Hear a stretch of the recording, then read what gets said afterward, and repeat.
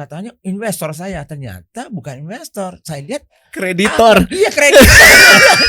Balikin Coach kasih solusi. Coach Rene Derry, apa Waduh. kabar? baik, dan saya Akhirnya juga ya. baik. Akhirnya Coach Rene bawa guru Akhirnya saya. Akhirnya ya, kesampean ya. Pak Budi Isman, ya Allah. Aduh. Emang cuma Coach Rene doang yang boleh menghubungi sehingga Anda mungkin bisa kesini Pak Budi. Kok saya giliran saya kita nggak ketemu mulu Pak Budi? Iya itu dia, makanya nggak pernah bisa kan. Oh, Nggak ada oh. waktunya. Itu namanya jodoh lewat konektor. Wah. Spesialisnya beliau itu. Oh ya. Connecting Jadi- the dot gitu. Iya benar. Nah ini, aduh luar biasa nih pembahasan Tapi kita. gini, kan Oh. nanti akan ada waktu lagi Derry bisa ngobrol langsung sama Pak Budi. Kalau Amin. gue manggilnya maaf ya kalau rada keceplosan ngomongnya Om. Karena Om, oke. karena istriku biar gimana respect banget, keluarganya dekat banget sama Om Budi. Jadi nggak bisa enggak, gue juga manggilnya Om Budi gitu. Kalau Jadi saya, pembeda. Kalau saya mungkin Pak takutnya durhaka kalau Om. Iya. Iya Pak Budi Isman ya, mantap Pak. Kita bahas Terima UMKM. kasih. Membaca Indonesia gimana Coach? Ini bagian dari obrolan membaca Indonesia seperti yang sudah beberapa seri sebelumnya. Oke. Orang-orang yang rambutnya lebih putih dari kita ya, yang tatapan matanya lebih sayu tapi tajam gitu ya, mengindikasikan bahwa mereka sudah menapaki bumi ini lebih lama dari kita, dan yang pasti melihat lebih banyak, mengalami lebih seru hal-hal, dan apa sih yang bisa dijadikan buat pembelajaran. Salah satu yang menurut gue paling urgent, dan untuk itu kita butuh Pak Budi di sini, Ya. Om Budi di sini, Oke. adalah terkait gimana ya caranya ngangkat kawan-kawan yang ada di bisnis UMKM Oke. untuk menjadi, bahasa gue tuh IPO worthy. Jadi sangat layak untuk di IPO kan. Apakah mau di IPO kan atau enggak ya, nanti deh. Tapi lo nggak boleh hanya segitu-segitu aja. Lo harus menjadi besar, karena dengan besar lo bisa menopang lebih banyak orang, bisa menjadi pendukung ekonomi dan pendukung umat.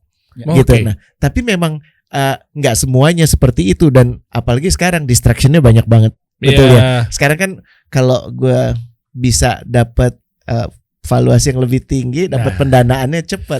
Ini Iya kalau kan? ngomongin IPO atau TBK gitu Pak Budi ya. Iya. Biasanya tuh nempel banget nih, bergandengan erat sama IPO. Oh, berarti kita harus main valuasi nih.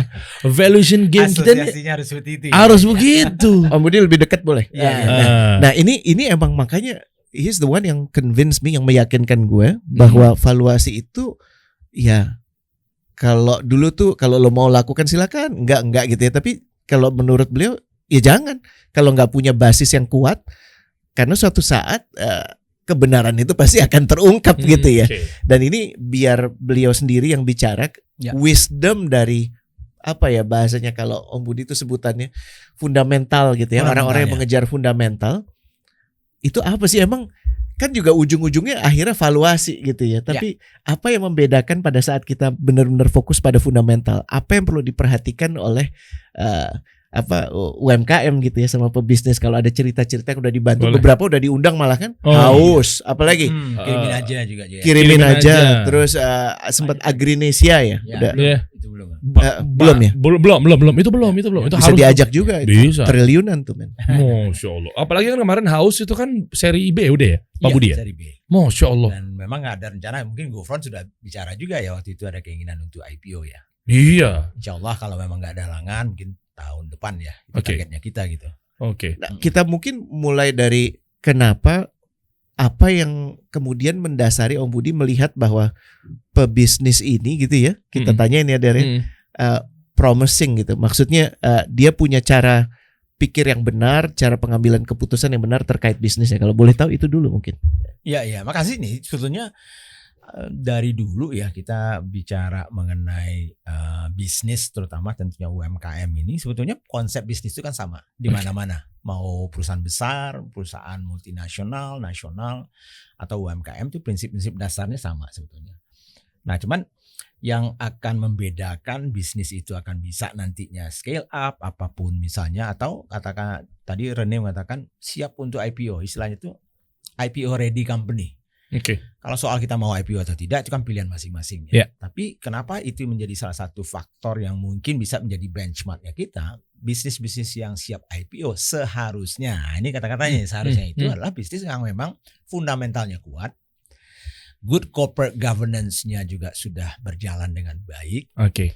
dan memang layak untuk dimiliki oleh publik. Kan itu. itu 3 itu. Baru saya mau ngomong karena nantinya kan ini publik yang merasakan Betul. efek dan dampaknya. Betul. Kalau nggak jalan ngapain gue nanam di sini? Betul. Jadi artinya kalau publik kita misalnya mengharapkan publik itu ikut memilikinya, berarti kita juga berharap mereka mau dan dapat bersama-sama istilahnya itu menikmati tentunya perkembangan bisnis itu.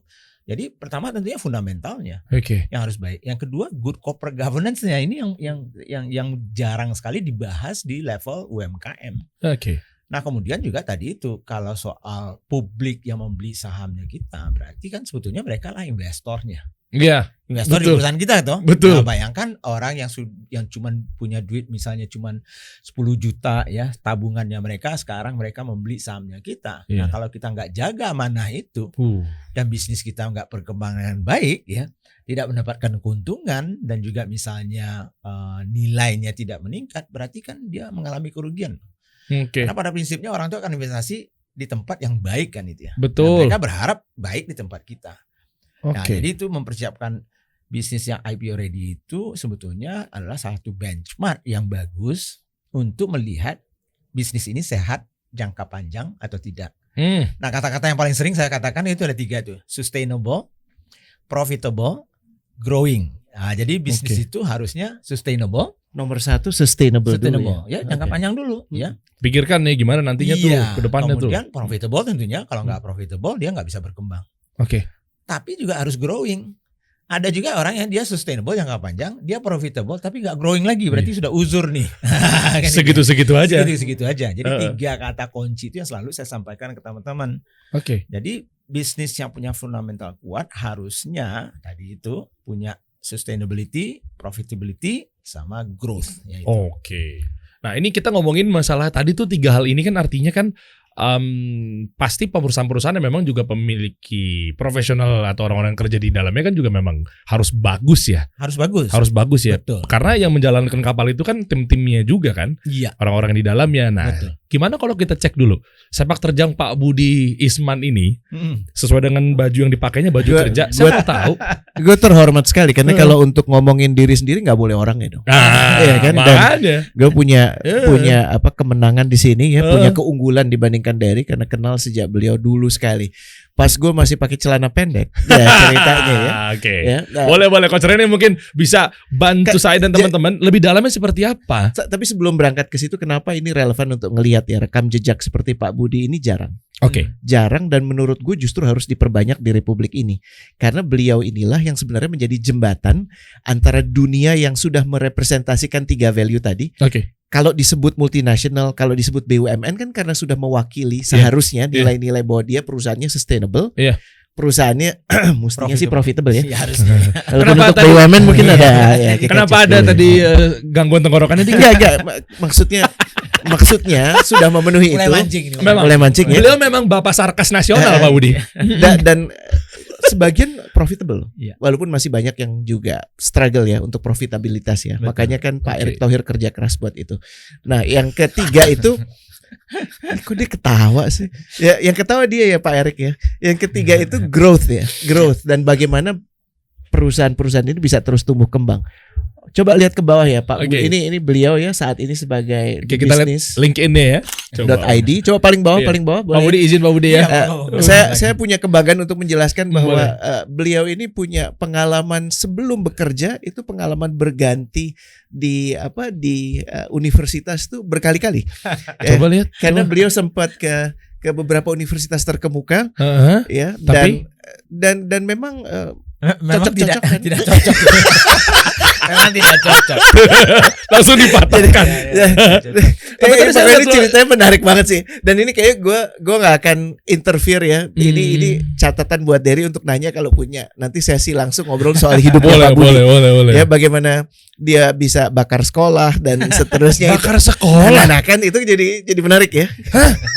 Apakah Jadi harus maaf ya, orang yang duduk yang lo hormati di samping ini ya, Heeh. beliau ini memang ya makanya kalau punya anak bandel gitu ya, Heeh. jangan Jangan putus stres. asa dulu gitu loh. Masih ada harapan. Oh. Pasti ada harapan. Tapi gini Pak Budi, apakah memang kalau mau sukses seperti Pak Budi itu harus bakar sekolah, Pak? Ya itu nanti dulu nanti Yang logonya warna kuning tadi. nanti bukan turun lagi. Tapi ini buat lo ya, buat sesi berikutnya ya. Ya, Nggak akan oke. dibahas di sini. Oke, yang Beliau mana?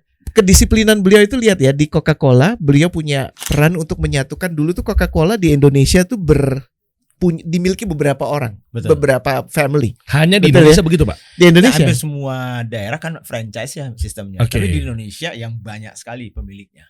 Oh, yang paling banyak justru di Indonesia. Iya, Dan iya. itu kan sulit sekali ya untuk mengkoordinir karena semuanya Oh. batasnya geografis. Disatukan kemudian di bawah CCBI istilahnya, Ya. Coca-Cola Bottling. Oke. Beliau orang yang berdiri di belakang yang terlibat banget untuk penyatuan ini. Dan ini kompleks banget Oh, ya. itu PR Ngebayang ya. Ya 20 perusahaan soalnya. Wow. Spend waktu berapa tahun jadi kemudian 5 tahun baru beres semuanya gitu. dahsyat ya. Betul. Dan- Sekelas Pak Budi, kalau saya mungkin udah 90 tahun kali. Benerin ya. Dan dari lihat ya, beliau itu mulai dari operasional, kemudian manage HR, ngurusin orang, Oke. kemudian ngurusin regional, dan akhirnya masuk untuk ngurusin corporate. Lengkap banget pengalamannya. Jadi kalau ngomong sama dia, sama beliau ini, ya ngerti lo mau ngadalin kayak gimana juga udah pernah gitu ya. Naik lagi. Terus beliau itu juga kemudian di Danone ya, oke. dan Oh, masuknya jadi dari GM dulu ya, Pak ya?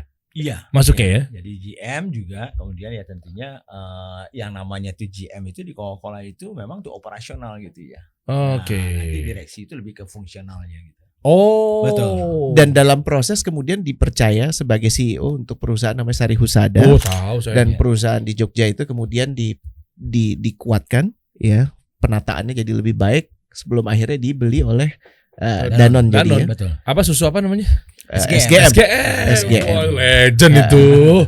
Nah, Eh, itu sebenarnya jembatan sempat di-afreeze dan beliau punya jembatan lagi untuk kemudian benar-benar mendedikasikan hidupnya untuk membantu entrepreneur. Beliau punya oke. visi untuk menjadikan entrepreneur di Indonesia jadi berapa persen Om Budi dari populasi?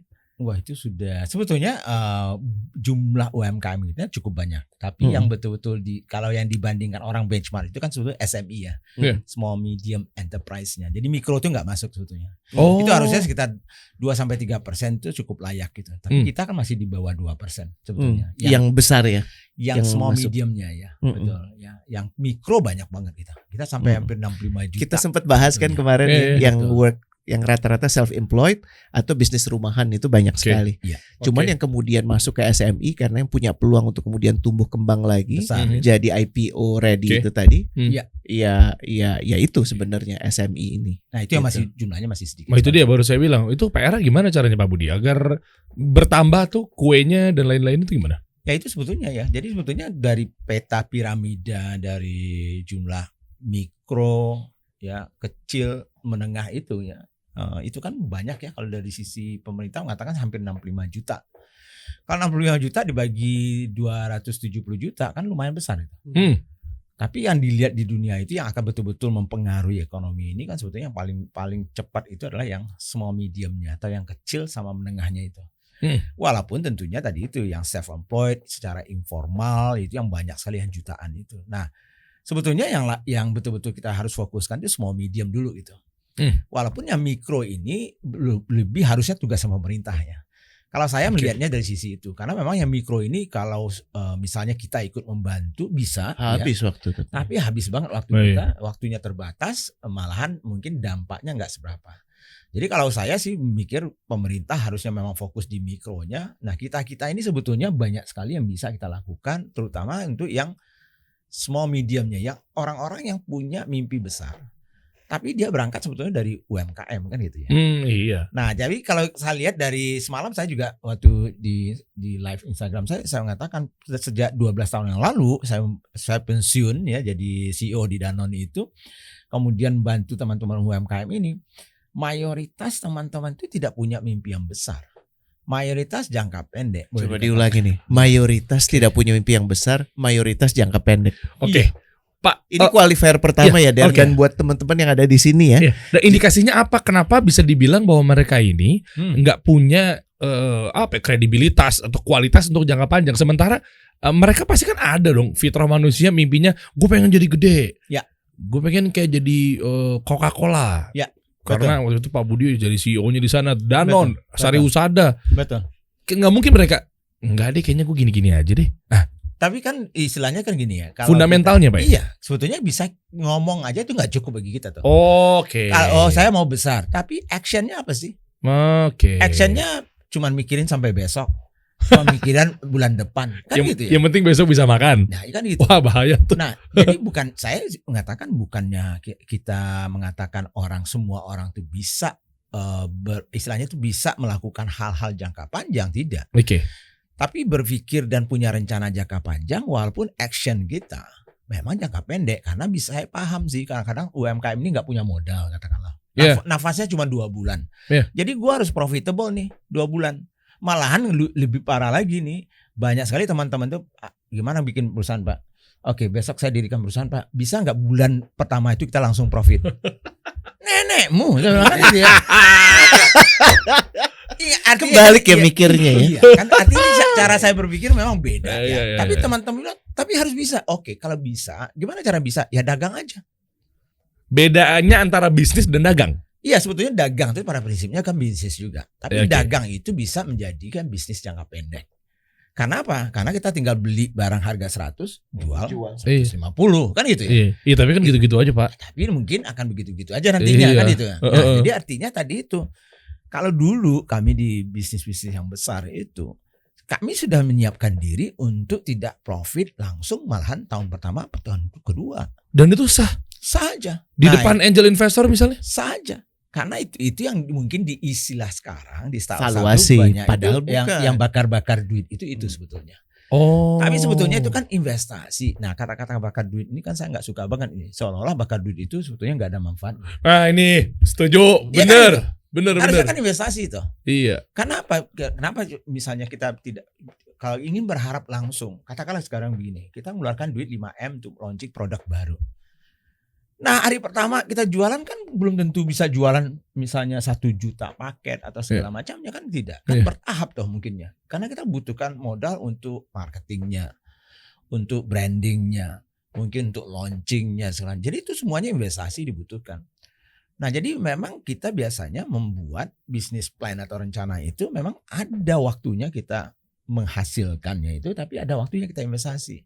Nah pertanyaannya adalah teman-teman UMKM ini nggak punya dana untuk investasi terlalu lama toh. Ya, itu terus? persoalan utamanya. Okay. Nah cuman yang saya bilang tadi itu banyak sekali ternyata teman-teman yang kita bantu ini sama kondisinya juga nggak punya uang. Malah modalnya juga mungkin modal nol, mau pas-pasan banget. Tapi tetap bisa jalan, jadi bootstrapping misalnya ya. Tapi dia mempunyai rencana jangka panjang. Jadi kalau saya malah pengen banget itu saya itu meminjam pemikiran anak startup teknologi ini digabung dengan UMKM ini. Nah itu rasanya itu menjadi sesuatu yang luar biasa. Dalam konteks apa? Contohnya ya gini. Startup itu sebetulnya sama UMKM juga kan. Cuman kan judulnya aja lebih keren loh, startup kan. Kayaknya yang udah berbasis aplikasi sepertinya, yang udah maju tech banget, tapi ternyata warteg pun juga startup. Pada prinsipnya kan startup tuh perusahaan Memulai. rintisan. Cuman memang kegunaan kata startup ini memang diawali tentunya di perusahaan-perusahaan teknologi ya, sehingga orang selalu berasumsi bahwa seolah startup itu hanya teknologi. Ternyata banyak food startup sekarang ini. Ya, bukan hanya soal teknologi aja. Oke. Nah, tapi yang ingin saya coba membandingkan ya, waktu itu cara berpikirnya mereka itu harus digabung dengan cara berpikir UKM yang kita yang ada yang sekarang ini. Caranya bagaimana misalnya contohnya? Mereka dari awal saja sudah punya rencana bisnis tuh. Coba ketemu sama anak startup itu, mereka sudah mau pitching tuh. Sudah punya bisnis plan 5 tahun. Coba tanya UMKM kita yang di pinggir jalan itu yang punya misalnya ayam geprek apa? Yuk punya rencana 5 tahun. Oh, enggak Pak, saya untuk makan bulan depan aja bersyukur saya kalau udah bisa. Bener nggak? Iya lagi. Startup itu emang dia punya duit? Enggak toh. Tidak semuanya punya duit juga. Malah banyak sekali yang datang ke saya itu malah nggak punya nol sama sekali. Mereka pitching hanya sekedar bisnis plannya. Hanya ide gitu ya.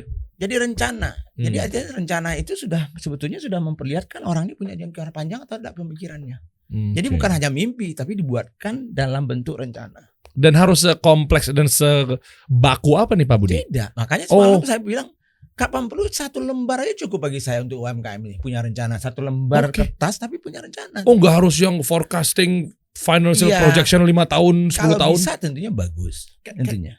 Ini kayak ilustrasinya mungkin sama kayak dasar bekerja tuh niatnya apa gitu ya. Betul. Kayak cerita yang paling klise, orang yang mecahin batu, yang pertama ngapain mecahin batu, yang kedua ngapain mecahin batu juga, tapi dia bilang nyari makan buat anak gue, yang ketiga ngapain, saya mau bangun satu gedung yang usianya akan melampaui usia saya. Ini kan beda. Aktivitasnya sama persis.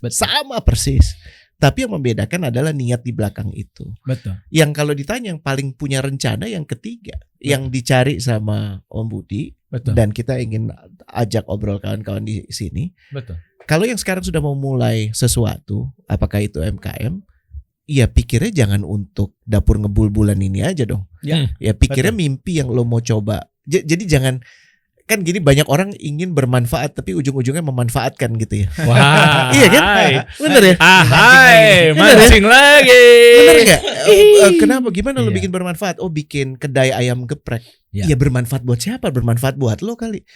Tapi sebelumnya kita ketemu Ustadz Zaidul, dia bagaimana membangun sebuah ekonomi kerakyatan untuk makanan yang memang sesuai dengan anjuran Quran. Maksudnya kan, keren gitu. Ya, keren dan ya. untuk satu ide dari seorang Ustadz Zaidul, itu ribuan atau bahkan jutaan orang bisa terlibat di dalamnya menurut saya. Nah, gimana dengan Anda itu sih? Betul banget. Jadi itu satu yang tadi cerita soal, tadi bukan hanya soal mimpi, tapi bagaimana menerjemahkan mimpi jangka panjang itu dalam bentuk rencana. Mungkin yang tertulis ya, walaupun tidak harus kompleks bagi saya ya. Tapi kalau untuk anak-anak startup itu karena memang sudah mimpinya besar, pengennya juga besar, mereka belajar bagaimana membuat bisnis plan yang baik dan benar. Nah, ini saya penasaran gini, mungkin mereka nggak tahu kali Pak Budi mau memulainya dari mana, bisnis plan tuh seperti apa. Betul. Nah, coba kita masuk ke how to-nya deh. Ya. Pak Budi, apa sih yang harus mereka lakukan ketika selembar kertas tadi itu bisa terpenuhi untuk mungkin mereka mau cari investor atau partner bisnis, gimana tuh Pak? Ya, jadi itulah. Jadi salah satu yang hasil penelitian kami dari awal 12 tahun yang lalu sebelum kita mau bantu teman-teman UMKM ini, sebetulnya 6 persoalan utama waktu itu yang kita lihat. Bukan soal modal yang pertama itu sebetulnya. Modal itu cuma nomor 3 sebetulnya. Oh, bukan nomor pertama modal? Malah. Jadi orang selalu bercerita. Jadi apa yang disampaikan itu belum tentu sebetulnya yang persoalan sebenarnya. Jadi kayak simptom tuh. Jadi kalau ditanya sekarang, kalau survei nih, dari misalnya survei nih teman-teman UMKM, apa yang menghambat Anda untuk bisa berkembang? Pasti 80% mengatakan modal. Tapi coba kita interview dia, gali lebih dalam, probing dan segala macam, ternyata enggak juga sebetulnya modal. Yang pertama itu sebetulnya ilmunya. Ilmunya kagak ada. Ada ilmu, makanya saya bilang orang yang kan istilahnya marketing trick kita selalu mengatakan bahasa Anda bisa membangun bisnis tanpa modal. Benar. Modal orang lain tapi punya ilmu, kan ya itu ya, punya ilmu untuk mencari modal, kan gitu ya. Marketing trick. Iya. Kayak motivator kan juga begitu. Financial freedom. Bisa. Anda bisa kaya. Ya modal orang lain dong. Mana ada bisnisnya nggak ada modal. Untung dua-duanya senior, nggak saya sendiri. Kalau saya sendiri habis Pak, umurnya baru sebentar, baru mulai Pak. Dan yang lucu kalau soal itu ya banyak jadi motivator soal bisnis tapi nggak ada bisnis. Gitu. Ya, itu menarik sih ya, itu fenomena menarik juga ya. Untung Kak Jerene, untung Pak Budi. Coba saya sendiri. Ya Allah, Der, lu baru kemarin sore, Der. Jadi itu tadi. Jadi yang pertama itu sebetulnya tadi itu ya, ilmunya, business knowledge atau skills. Yang kedua biasanya soal pasar, marketnya. Jadi pemahaman mengenai market, marketing, sales. Baru yang ketiga itu biasanya modal. Yang keempat itu biasanya pemanfaatan teknologi, terutama zaman sekarang ya. Jadi banyak sekali, malahan kalau kita lihat itu hampir di semua supply chain yang kita butuhkan untuk menjalankan sebuah bisnis itu sekarang itu ada teknologi yang bisa membantu kita menjadi lebih mudah, lebih murah, lebih cepat dan lebih efektif. Nah itu banyak sekali. Nah cuman bagaimana kita mau menggunakan itu dan belajar itu juga persoalan. Lalu yang kelima, persoalan yang paling banyak juga ketemu itu adalah soal administrasi, keuangan dan legalitas. Waduh, iya. Administrasinya ancur-ancuran nggak ada, mungkin keuangan apalagi, terutama bayar pajak ya misalnya ya. Iya, itu. Aduh. Ini gua nih, Malah ada yang menganjurkan nggak bayar iya, gitu. iya, iya, iya. Padahal itu dari pemerintah. Iya. Sementara kita harus taat pemerintah. Iya.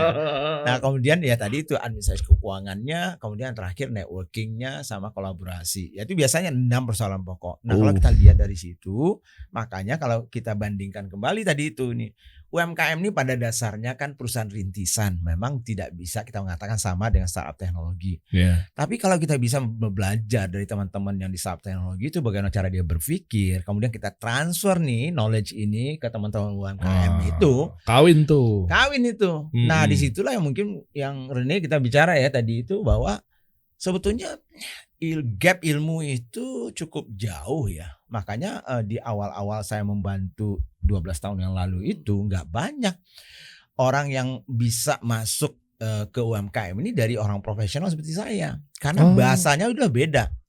Dulu waktu saya ketemu sama teman-teman UMKM itu dia tanya, "Pak, omset saya itu sebulan itu 100 juta Pak." Saya bilang omset itu apaan gitu bilang. Karena nggak ada dalam bahasa kami dulunya di perusahaan itu omset. Harusnya apa? Revenue. Adanya revenue, revenue, sales, turnover, Iya. top line itu dia. Omset itu apaan? Lalu saya cari-cari itu omset itu ternyata dari bahasa Belanda ya mungkin ini ya. Oke. Jadi bahasanya aja udah beda ya kan itu ya. Itu Dan kadang-kadang antara pendapatan revenue dengan untung Itu beda ya. itu Dianggap sama UMKM. Jadi omset saya itu dianggap untung. keuntungan. untung Ma- gitu. marginnya lah ya. Padahal beda sama sekali kan. Nah itu gimana caranya buat mereka itu ya Pak? Maksudnya virus dari mana? Kok mereka taunya yang ini tracknya salah jalur, sementara harusnya pakai kaidah yang ini gitu loh. Iya, iya. Jadi bagi saya oke, soal kata-kata omset itu boleh saja dipakai. Oke. Nah ini pertanda mereka short term atau long term. Kalau kami dulunya di perusahaan-perusahaan besar ya, apapun perusahaan besarnya itu, kalau kita tanya omset tadi itu atau revenue-nya itu, Anda revenue-nya berapa sih dari? Pasti kalau pada saat saya bilang 10M atau 100M itu pasti dalam pemikiran saya 1 tahun. Oh. Karena dalam kacamata kami dulu di koperasi itu selalu bicara itu adalah tahunan. Yeah. Tapi coba bicara sama teman-teman UMKM. Kalau dia bilang omset saya 1M itu berarti 1 bulan. Bukan 1 tahun. Nah, kalau omset saya misalnya 500 juta itu berarti 1 bulan. Biasanya seperti itu. Nah, baru diminta itu setahun atau sebulan.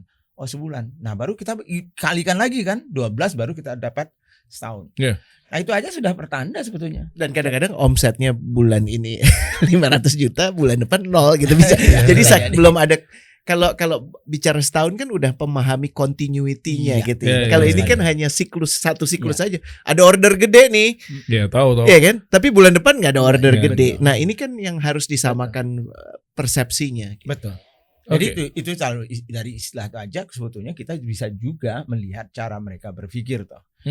Jadi ilmunya tadi itu penting untuk membuat rencana. Nah, tentunya membuat rencana bisnis itu harus ada tentunya ilmunya juga. Ya tapi sebetulnya yang paling gampang itu adalah dulu makanya kami mengajarkan modul pertama yang saya ajarkan ke teman-teman di 30 kota itu adalah Smart Business Map, itu yang selalu saya ceritakan. Wah, SBM tuh. SBM itu kan, legend tuh. Iya. Karena dengan 12 pertanyaan itu sebetulnya kalau kita bisa menyiapkan ya menjawab 12 pertanyaan itu sebetulnya itu kalau kita summary kan itu sudah bisa menjadi pitch deck-nya kita. Kalau dan kalau kita summary kan itu bisa menjadi kerangka berpikir untuk membuat rencana bisnis, tinggal mau mendetailkannya seperti apa. Wow. Itu semudah itu menurut saya gitu. Oke. Nah, itulah yang harus dipelajari. Nah, cara lain bagaimana? Ya banyak sih, bisa belajar di tempat lain boleh ya dengan cara. Tapi intinya adalah membuat rencana itu menurut saya itu saja sudah menandakan kita mau berpikir besar atau tidak.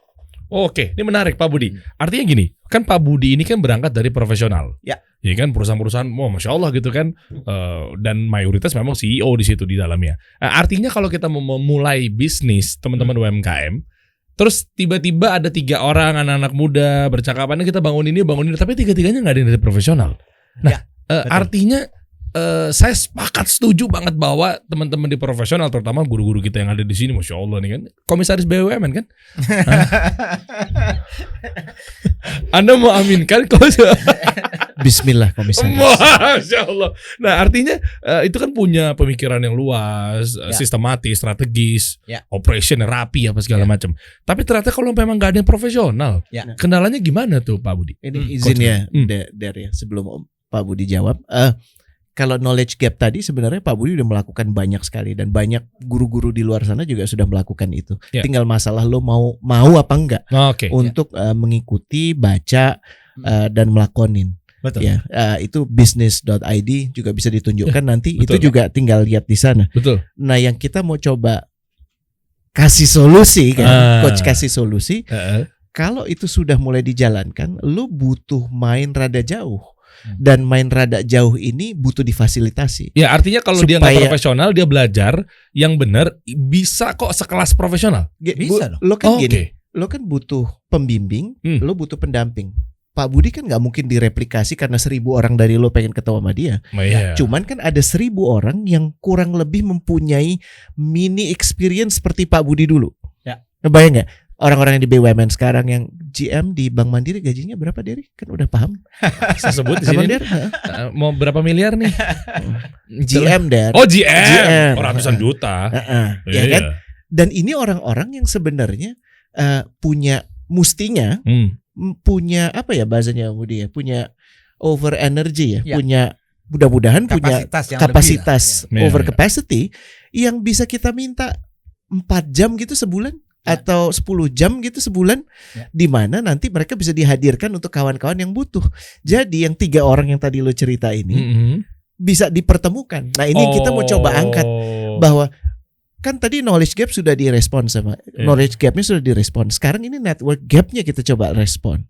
Ya kan? Kalau lo mau insya Allah kita usung lewat coach kasih solusi. Setuju gitu. Pak Budi. Bener gak Budi? Karena kalau nggak main, salah satu yang paling kritikal ini menarik ya buat kawan-kawan, nanti tolong dielaborasi Pak Budi.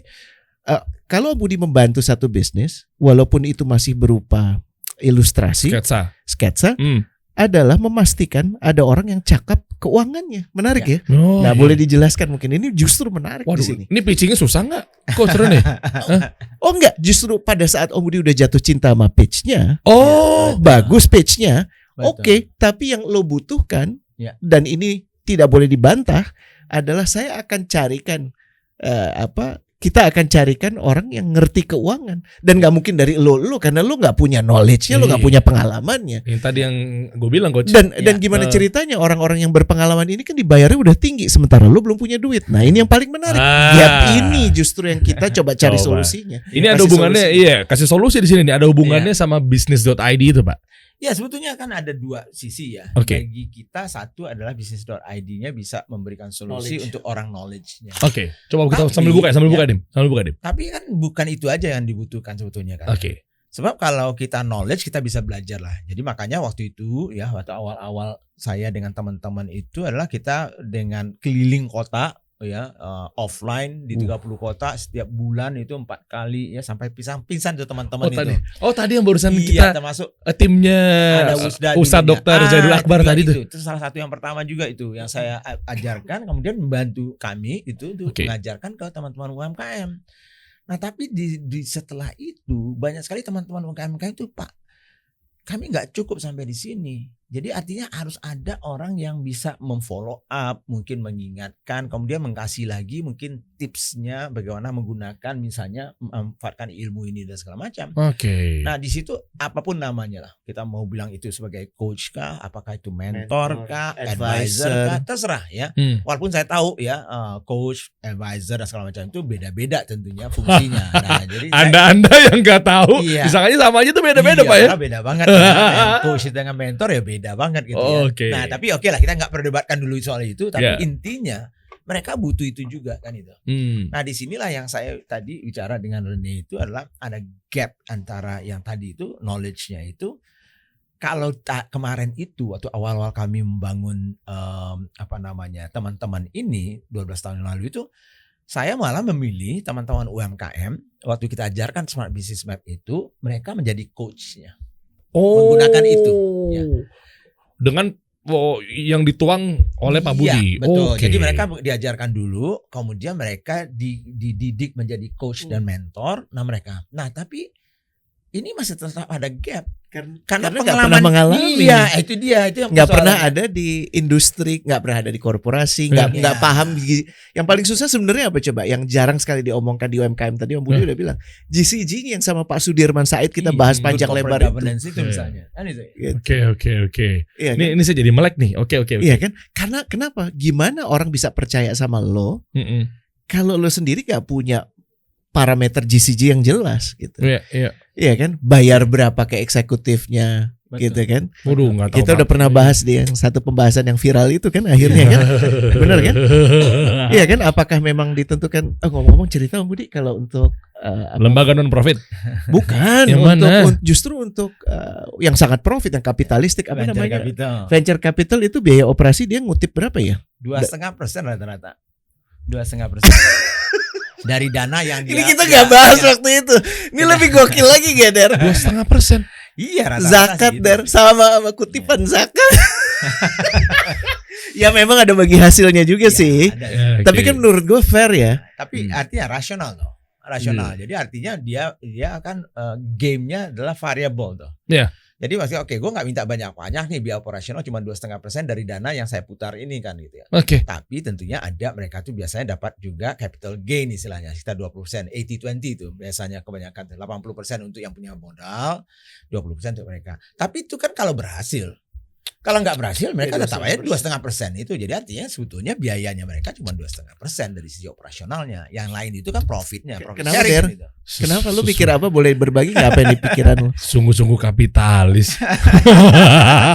Sesuai namanya. Udahlah saya bootstrapping aja deh. Iya, bootstrapping gitu ya. Iya kan? Maksudnya gini. Azas kepatutan itu. Iya. Kita sebagai muslim harus belajar banget dari orang-orang yang kita sering tunjuk sebagai kapitalis, bener nggak? Iya. Sungguh jangan-jangan mereka jauh lebih mengusung GCG. GCG itu kan sebenarnya apa sih? Amanah, Ya. akhlak, bener nggak sih? Iya. Iya nggak sih? Betul. Dan gimana kita bisa minta diyakinkan orang? Kita bisa meyakinkan orang kalau kita sendiri masih belum taat lah gitu. Mana yang hak orang, mana yang hak kita gitu. Itu. Kadang-kadang uang udah masuk ke account kita udah dianggap uang gue gitu kan. Wow. Padahal itu dana investasi loh. Betul sekali. Dan ini perkara pelik, makanya butuh pembimbing dan pendamping Oke. orang-orang yang sudah terekspos. Betul. Pak Sudirman Said perlu kita ajak lagi. Dan Bener tuh. karena di pembimbing itu kan ada pembimbing bisnis, tapi juga butuh ada pembimbing Iya. GCG. Betul. Nggak main-main itu. Betul. Duduk bertiga berarti sama saya berempat. Pak Sudirman Said. Iya. Oke, ini kita ngomonginnya masih di ranah mengenai venture capital, ya kan, atau investor apa segala macam. Gini Pak Budi Isman, nanti Pak Surani bisa nambahin. Adalah sejauh apa sih kita bisa mengandalkan mereka itu tuh? Artinya bedanya apa dulu deh dari Mengandalkan simpel-simpel. siapa? Ya misalnya kayak kita mau growth nih, kita mau scale up nih. Ya. Terus ada yang punya duit nih. Ya. Ya udah, cuma hitung aja valuasi lo berapa bisnis lo. Oh, tuh sekian puluh miliar. Oh, ya udah berarti gue udah lepas sahamnya, gue berhak dapat 20% ya. Ya. Nah, itu kan larinya kan ke sana untuk scale up. Ya. Apa memang bootstrapping itu berdarah-darah Pak Budi? Saya merasakannya. Tapi Jauh lebih waras. Iya, mindset profit and loss. Iya. Lama-lama otak saya ngelos nih, Pak. Aduh. Betul. Tapi sebetulnya kan gini ya. Jadi artinya memang prinsip dasar dari pengembangan bisnis pasti membutuhkan modal. Oke. Itu prinsip dasar. Jadi makanya tadi saya bilang juga bahwa tinggal kita mau milih modal datangnya dari mana. Iya. Nah bisa. Jadi modal itu sebetulnya pada prinsipnya hanya dua saja. Modal itu datangnya dari mana. Satu adalah dari equity istilahnya. Ya. Artinya penanaman modal di Duit lo. perusahaannya ya. Duit orang. Atau utang. Dua itu aja. Itu. Artinya investor utang. Ya, jadi artinya itu jadi makanya ada lembaga pembiayaan itu sebetulnya mereka bukan investor tapi seperti bank dan segala macam itu kan mereka memberikan hutang kan gitu. Crowdfunding gitu, sekuritas crowdfunding? Kalau crowdfunding itu tergantung. Kalau crowdfundingnya itu equity ya seperti yang sekarang ini kebanyakan Fintech crowdfunding sekarang ya? itu adalah equity. Jadi misalnya ada 2 kalau nggak salah atau 3 sekarang ini crowdfunding equity. Oke. Makanya dia harus bikin PT. Maka di situ dia memiliki, jadi pemegang investor-investor itu memiliki saham di PT itu equity. Oke. Jadi pada prinsipnya 2 di dalam bisnis itu. Soal kita mau menggunakan utang atau tidak, ya itu kan terserah kita. Iya. Tapi intinya modal itu hanya datangnya dari 2. Modal yang ditanam sebagai equity atau utang. Makanya dalam neraca itu kan ada 2 nih. Dari sisi liability-nya atau kewajiban itu ya. Satu utang yang di atasnya, di bawah itu equity tuh. Masya Allah, Ya, kan ada benar-benar aset profesional gitu Pak ya. Budi. Nah, pertanyaannya sekarang, let's say kita katakan, oke, saya apa sih bedanya utang dengan equity? Ya, itu aja kadang-kadang teman-teman nggak tahu itu. Yang lucunya kadang-kadang banyak teman-teman itu katanya investor saya, ternyata bukan investor. Saya lihat Kreditor. Iya, kreditor. Balikin Iya, ya. minta balikin duitnya toh. Nih berarti lo Basic itu ya ternyata. basic itu. Karena nggak paham toh. Jadi Padahal kalau di Islam muamalah di Muslim gitu ya, ya Pak Budi artinya ya untung bareng-bareng, rugi bareng-bareng. betul. Giliran jeblos, lah dia nagih duitnya minta balikin. Betul. Nah itu yang paling sering toh, karena nggak paham antara ini apa sih kedudukannya. Dan nggak dibahas. Iya. Dan nggak ada yang membimbing. Oke. Ya. Paham ya? Betul. Ya. Betul.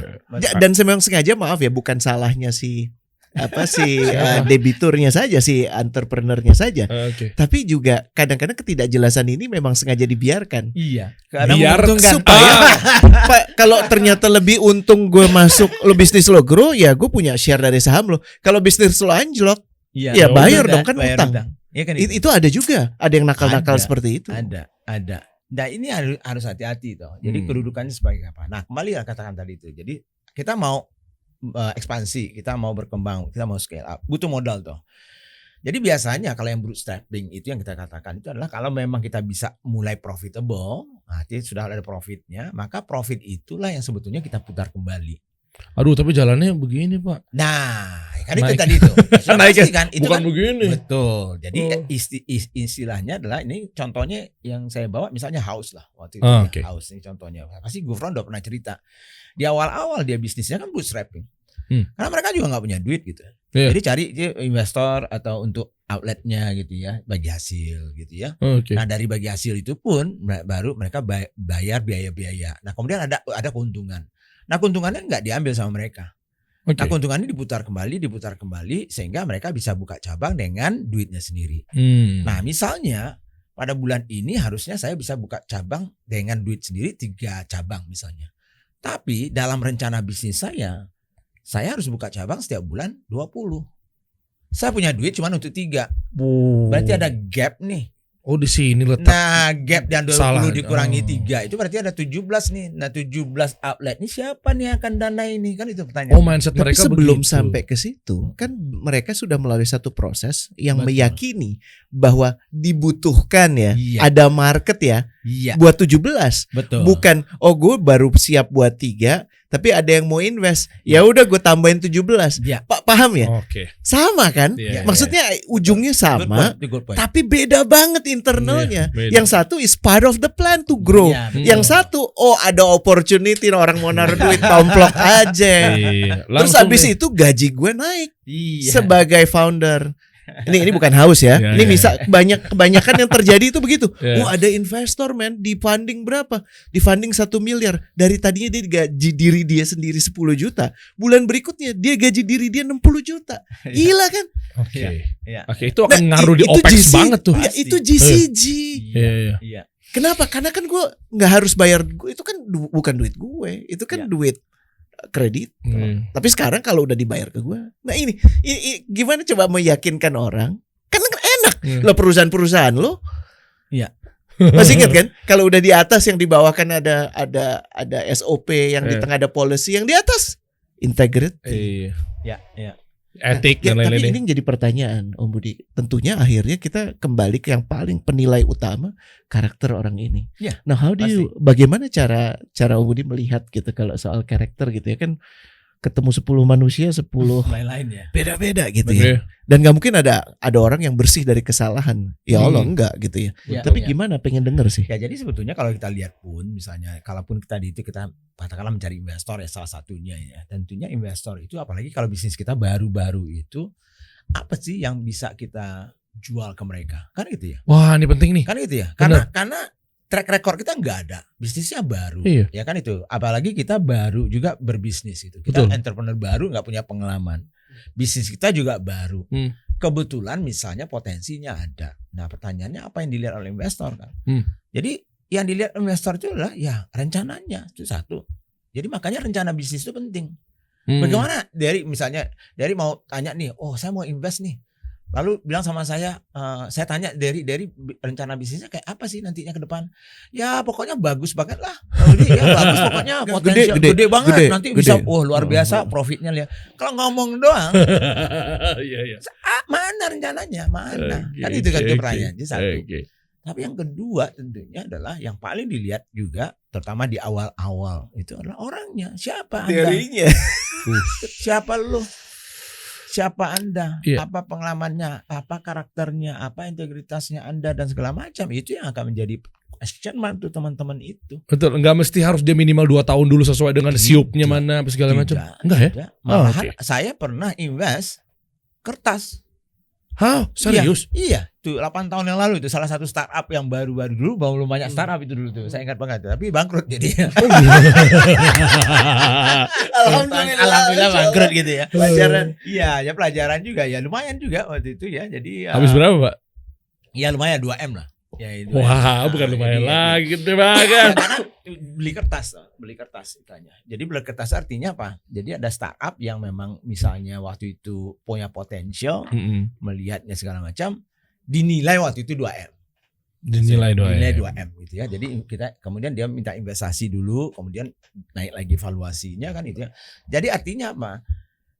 Ada saja, tapi saya sekarang sudah nggak mau lagi seperti itu. Pengalaman pahit juga gitu ya. Taruh di sini aja Pak Budi. Lagi nyari. Ya, jadi, sekarang ini untuk ngebus dikit 3,5 aman lah. Iya aman ya gitu ya. Jadi artinya mereka itu bisa saja hanya menjual ide gitu ya. Tapi saking meyakinkan mereka itu dan mungkin orangnya ya. Halo effect. Iya betul, halo effect. Meyakinkan banget. Apalagi kita sebagai investor tuh kayaknya suka bisnisnya, emosinya keluar. Ya udah langsung. Oke, berapa nih 2M gitu kayak. Berapa butuh misalnya saya butuh 200 juta. Oke, kalau begitu 10%-nya misalnya. Contohnya kan gitu ya. Nah, jadi makanya penting banget siapa kita itu. Nah, kalau kita nggak punya apa-apa, pengalaman tidak ada, apa yang kita mau jual kan itu pertanyaannya. Jadi artinya dua itu kombinasi antara apa rencana kita, mimpi kita dan potensial kita itu harus bergabung juga dengan siapa kita, dengan karakter kita yang harus bisa kita sampaikan ke investor itu. Karena kalau nggak ada lagi. Dan emang artinya kalau ada di posisi ini jangan gini, lo mesti menyiapkan diri lo dikulitin deh. Iya. Jangan baper. Kalau lo nggak siap dikulitin, betul. Ya nggak usah gitu. Betul. Nggak usah. Narasi kulitnya apa sih? Narasi ngekulitinnya contohnya itu misalnya. Pertanyaan kayak ini rencana baik, lolos gitu ya dari sisi rencana, dan itu biasanya di situ aja udah banyak yang ya nggak bisa bedain antara omset, nggak bisa bedain antara antara ekuitas dengan hutang gitu ya. Itu udah basic banget. Tapi apa sih lo dari mana, apa yang sudah lo lakukan gitu ya. Artinya jual story juga nggak apa-apa dong. Oh, story kan orang kan memang resonate sama story ya. Tapi setelah si founders. Iya, setelah gue percaya sama story lo, kan yang jadi pertanyaan gue gini, story lo bagus banget Der. Sebelum ini lo ngapain aja? Ya. Terus pengalamannya Dery sebagai kreatif di radio dan segala macam, pernah megang portofolio nggak? Itu jadi pertanyaan paling basic gitu ya. Portofolionya apa? Betul. Iya kan?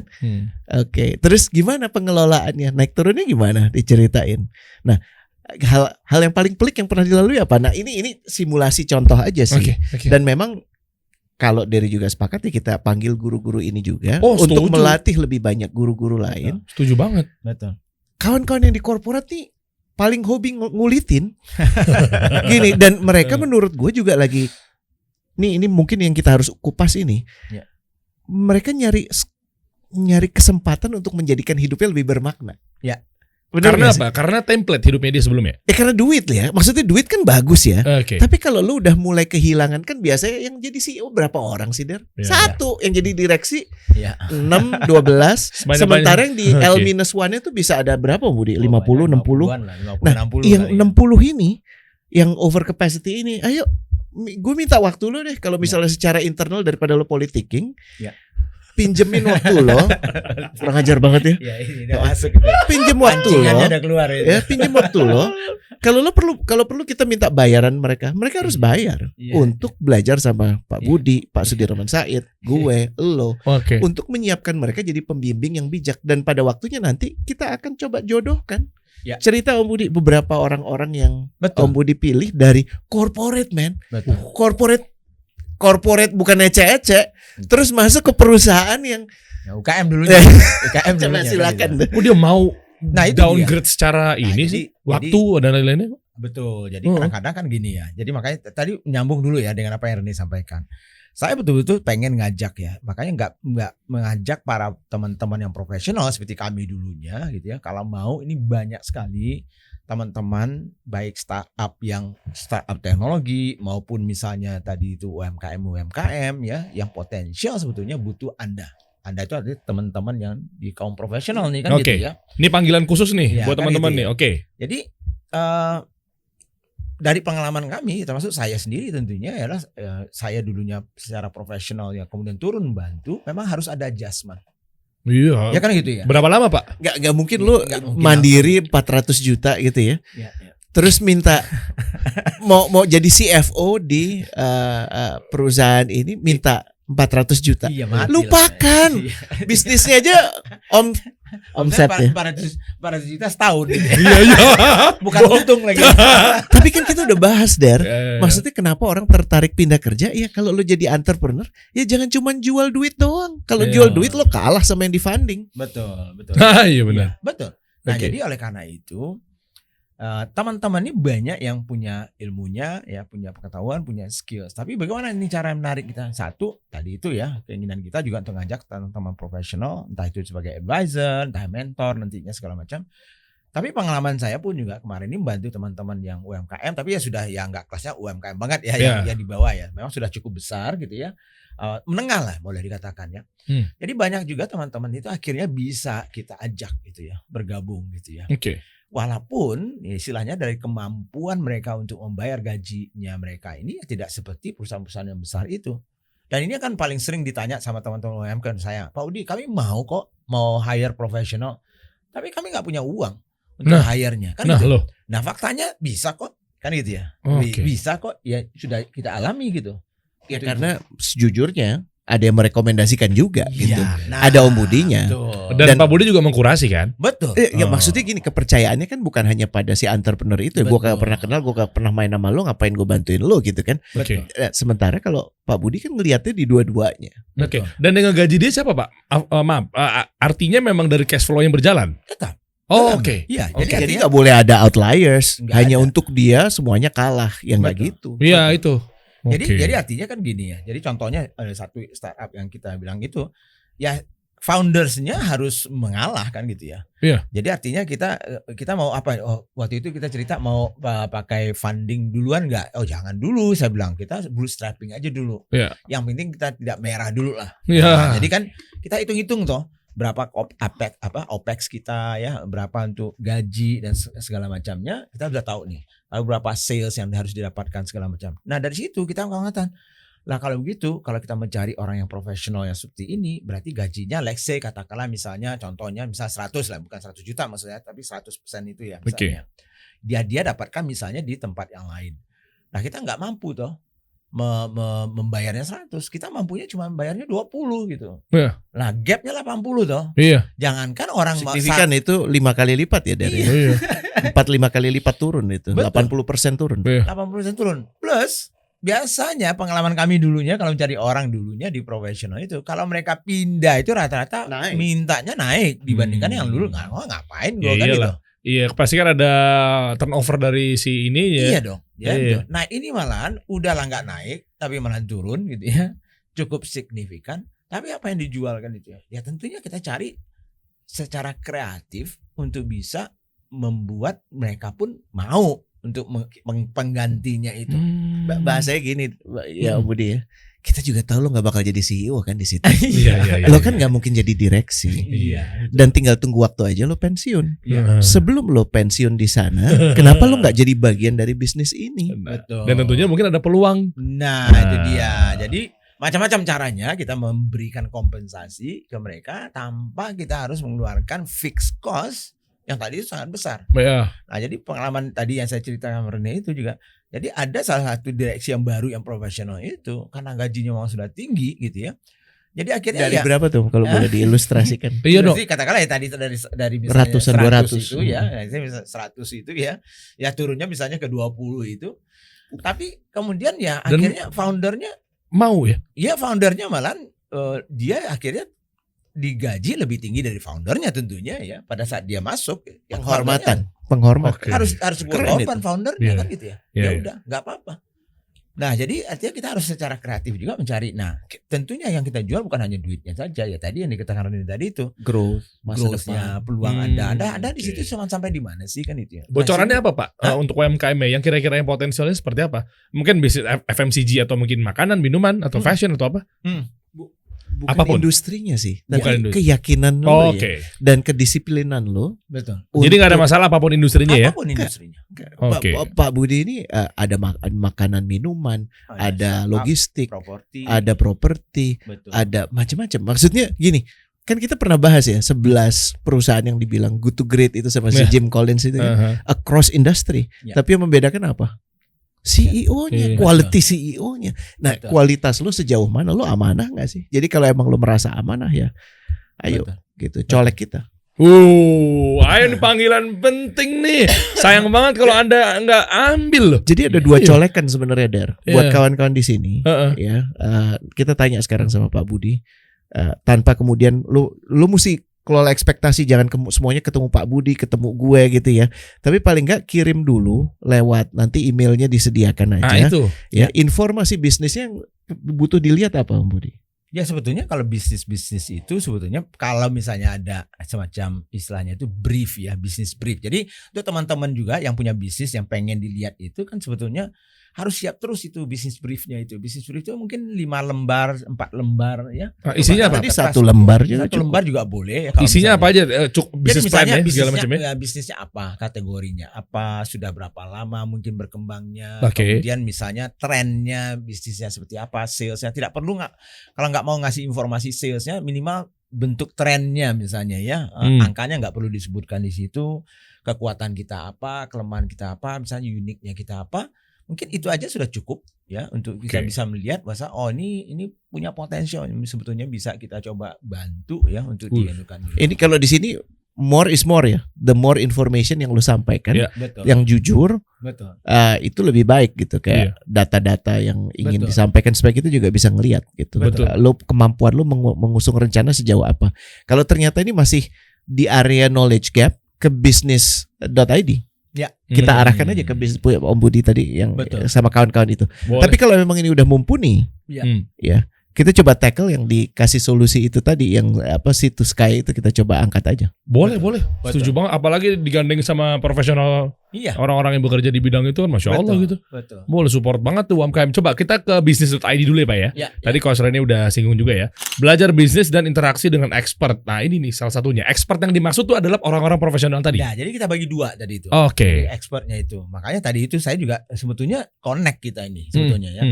Jadi ada 2 expert yang kami butuhkan di bisnis.id. Itu satu expert yang dari kaum profesional seperti saya, ada Pak Baskoro Hadi dan segala macamnya itu. Mereka sudah membawa experience ya dan segala macam. Nah mereka juga bisa menularkan itu. Tapi kami juga ada separuh dari expertnya itu datangnya dari teman-teman yang tadinya UMKM kecil tapi sekarang sudah besar, sudah bagus, seperti GoFront misalnya ya. Rex, sebetulnya mereka sudah punya pengalaman bagaimana membangunnya. Jadi artinya kalau teman-teman profesional ini kan pengalaman membangun UMKM-nya kan nggak ada. Iya. Jadi kalau dikombinasikan tadi itu mereka yang sudah besar tapi awalnya dari UMKM itu dikombinasikan lagi dengan ini lebih talk chair lah. lebih bagus gitu. lagi. Nah cuman tatarannya bisnis.id kan lebih ke knowledge-nya nih. Cuman implementasi bagaimana kita misalnya tadi itu membantu mengadvise dan segala macam. Nah, disitulah Ini gap mungkin yang kita gapnya coba itu mainkan. yang mungkin Betul. diperlukan ya platform ya seperti yang di sini ya kasih solusi ini gitu. Kita kolaborasi aja, Pak. Kita tunggu ya kirimannya ya. Iya. Dan pada saat yang sama nanti kita colek kawan-kawan yang itu tadi yang direksi, terus Iya, nah, L1-nya, beliau ini kan L2-nya. konektor ini. Iya. Gitu kita cari gitu kan. Masya Allah. Jangan-jangan kocernya nama tengahnya Nokia ya? Nokia. Connecting people. ya. Kita Iya, tunggu ya. teman-teman deh. Mungkin kirimnya ke email di bawah ini kali, deskripsi kali ya. Iya, betul. Iya, betul, rencana betul. bisnisnya apa ya? Mungkin 1 sampai 5 lembar deh. Betul. Saya juga kepo lebih dalam nih, boleh dioprek-oprek nggak nih, Pak? Boleh Boleh dong. Ini menarik di sini nih. Iya, iya. Tuh, kan dapetin materi pembelajaran bisnis fundamental, Betul. business advance, business acceleration, business story. Betul. Oke. Ada ini Pak yang sudah terjadi apa misalnya testimoni atau misalnya track record, saya mau tahu nih Pak. Udah. Ini kan ini modul-modul yang kita sudah siapkan. Jadi Oke. memang kita tidak menyiapkan terlalu banyak modul ya. Ush. Jadi kita mempunyai standarisasi modulnya. Jadi makanya tadi ada bisnis fundamental, bisnis advance, bisnis akselerasi gitu. Oke. Jadi yang sudah siap itu ya kita memang bisa bantu teman-teman ya. Oke. Kalau dulu misalnya kita teman-teman belajar SBM itu harus offline ya, bayarnya berarti harus bayar tiket, harus datang hotelnya dan segala macamnya. Sekarang dengan ini misalnya dia sudah bisa tinggal download itu di WC pun jam 2 pagi masih bisa. Sambil Dia nangis-nangis. Kalau misalnya mau. Nggak perlu seharga SBM itu Pak. Enggak sama sekali, jauh banget karena memang itulah keuntungannya digitalisasi itu. Iya, Jadi lebih praktis, efisien, lebih simple. praktis, costnya juga lebih murah. Kalau enggak kan berarti saya harus terbang kemana-mana nih. Oh iya. Iya kan, Bener. pergi ke Oh. Aceh misalnya, saya harus ngajarin di situ, belum hotel saya, belum ininya, belum tempatnya. Tapi kalau ini kan enggak. Ya saya tangkap ya kenapa Pak Budi tuh luar biasa ya. Kalau biasanya bikin offline itu kan bisa sebut apa ya? Betul. Mending 10 juta, segitu-segitu kan. Betul, Tahun lalu banget, tuh dan iya. lain sebagainya gitu kan. Nah, Betul. artinya dengan adanya bisnis.id ini memudahkan juga. Kenapa sih bisa murah kan pertanyaannya gitu? Iya. Bukan menurunkan kualitas guys, Betul. tapi cost yang beliau Iya dong. itu lebih hemat. Artinya harganya nggak perlu segini. Nggak perlu. Coba lihat harganya boleh Pak ya? Boleh, Lihat harganya dong, boleh, harganya. boleh. Dia coba misalnya Pak ini beneran 249? Bener. Hah? Bener. Yang paling mahal itu cuma 900 kalau nggak salah itu ya. 249.000. Iya, itu. Bisa belajar 9 gitu ya. Mencari modal usaha untuk pemula. Iya. Jadi itu. Kalau di tempat lain mungkin 2 juta, 1 juta. mungkin Saya udah ya. nemuin 6 juta Pak. Ya, tapi kelas saya sih rata-rata 7,5 sampai 10 juta. Kelas offline-nya saya. Tapi itu memang hanya untuk undangan khusus. Jadi bukan lagi untuk yang belajar yang basic. Supaya nggak merugikan juga kan Iya. orang yang emang benar-benar butuh. Betul. Iya. Enggak. Saya nggak mau orang biasa, bukan yang kita melecehkan Iya, orang lain gitu ya. Mhm. Yang belum Kalau- siap ya. Iya, kalau nggak butuh ngapain? Karena investasi. Nah, inilah persiapan kita untuk teman-teman yang harganya sangat terjangkau gitu Iya, ya. betul. Nah, sehingga bisa gitu. Dan itu pun banyak sekali yang kalau dilihat semua kelas itu. Coba lihat semua Ya. kelas. Klik dong, Dim. Coba klik yang bawah. Coba. Jadi kalau bisa dilihat di situ terus ke bawah itu banyak juga yang sebetulnya yang free gitu. Nah, itu misalnya tuh 850. Jadi smart business itu cuma 600. Hah? Iya. Lo kok jadi 600? Iya. 7.0 lagi? Iya. Yang 7.0-nya kan gitu. Dan Dari itu sini seumur ke- hidup. Dari Seumur sini hidup. ke sini, Iya. Pak Budi sebegitu ngebantu UMKM Pak. Sangat harus. Ngasih dong. segini. Kenapa alasannya sih Pak? Kalau saya malahan saya pengen dijadikan gratis sebetulnya. Enggak, bayar ke saya aja kalau gitu. Iya, tapi inilah prinsipnya saya. Kenapa saya nggak mau gratiskan? Karena saya sudah capek melihat orang yang dikasih gratis itu malah nggak punya Oh komitmen. iya, ngerti saya. Saya dari 12 tahun yang lalu saya bantu pemerintah itu ke kota-kota nih Mas Reni ya. Nah di situ saya sering berantem dengan teman-teman Pemda ya. Karena mereka tuh sering sekali ngasih gratisan ya. Oke. Bagus, memang itu tugas Programnya kan bagus, gitu, oke. ya. Nah, cuman akibat dari itu budayanya apa? Jadi pernah satu kali saya dengan kawan-kawan dapat program dari Coca-Cola waktu itu minta Oke. tolong memberdayakan entrepreneur wanita di Bandung. Oke. Jadi kami kerjasama kolaborasi waktu itu dengan Coca-Cola, buatlah program nih kan. Jadi kami kan membayangkan nih ya, kalau kita ngasih ilmu tuh orang kan mau bayar nih tuh ilmunya. Iya. Dan ilmu canggih nih ya. Siapa nih? Saya ikut ngajar loh. Oh, Kan itu ya. untuk para UMKM itu. Tapi begitu kita pergi sosialisasikan, apa pertanyaannya ibu-ibu itu? Ini ada uang transportnya nggak Pak? Ini ada uang makannya nggak nantinya kalau kami datang? Loh, gue udah kasih gratis ilmu yang harganya kalau lu bayar 10 juta ini, tapi dia sekarang minta itu. Mindset juga sih Nah, kadang. tapi kenapa begitu? Siapa yang ngajarin? Pemerintah. Karena Karena pemerintah. disuapin. Nah, itu dia. Kan Iya, orang iya, kalau iya. disuapin gak jadi tambah pinter, Der. Iya benar. Bayi kan suatu saat suruh makan sendiri akhirnya pas dia udah gede gitu kan. Betul. Banyak orang tua saya juga gitu kok, ada saya punya bayi lah. Jangan disuapin mulu, udah biar aja. Betul. Tapi Pak berantakan Pak. Lah itu justru di tempat belajarnya dia. Betul. Jadi akibat dari itu, ya mereka tidak menghargai itu. Karena kalau bagi pemerintah itu kan project aja. Artinya ada training, ya. Mau trainingnya berhasil atau tidak, gue nggak yakin itu ada ukurannya. Tapi yang penting Ukurannya jelas dong. ya Budget kepake. ya itu dia ukurannya. Diadakan. Sudah 100 kali training ini. Coach Rene. Ya. Aku ngilu. Jadi anggarannya kepake ya pengajuannya. Project based dong. Kalau menurut saya sih project based. Ya Oke. saya tahu mungkin ada yang memang bisa bermanfaat ada. Tapi akibat dari itu budaya itu. Makanya sebetulnya seperti Smart Business Plan itu pengen banget saya gratiskan. Tapi saya tahu itu Iya. akan malahan tidak akan baik gitu ya. Bener. Maksudnya dengan ada berbayar seperti ini kayak tadi 600.000 doang gitu. Ya. Artinya kan buat di sana kan ekonomi daerah juga jadi Betul. kebangun nih karena dengan mungkin Anda niat Betul. sesuatu yang misalnya dibayar itu kan artinya kan lebih profesional juga ngikutin materi pembelajaran. Nah, begitu tuh. Betul. Ini masih dibuka lifetime atau misalnya dibuka terus. Pokoknya begitu Ada cycle-nya, ya. Jadi ya, enggak, jadi artinya begitu mereka beli ya udah Ikut mereka dulu aja ya. Iya. Yang sudah di udah ikut di situ. recorded. Iya, dia ada kuisnya di situ. Bisa berhenti jadi modul 1 belajar dulu.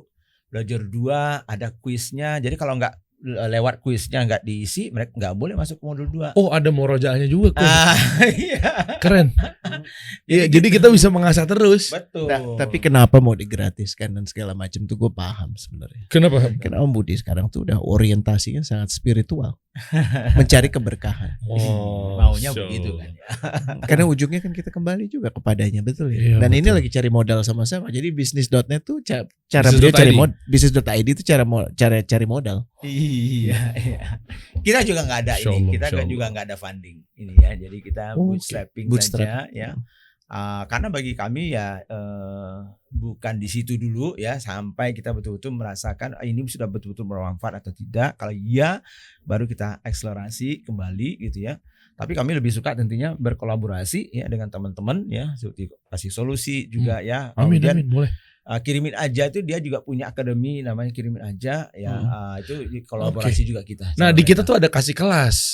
Kasih kelas gitu ya. Jadi Ya, isinya ya, tuh ya. workshop-workshop yang memang Ya, ya memang orang-orang kompeten di bidangnya bisa ngajar di situ. Nah, artinya Betul. nanti di aplikasi kita ini kan ada fitur-fitur banyak Pak Budi ya. Betul. Jadi ada kasih desain, kasih foto. Ya.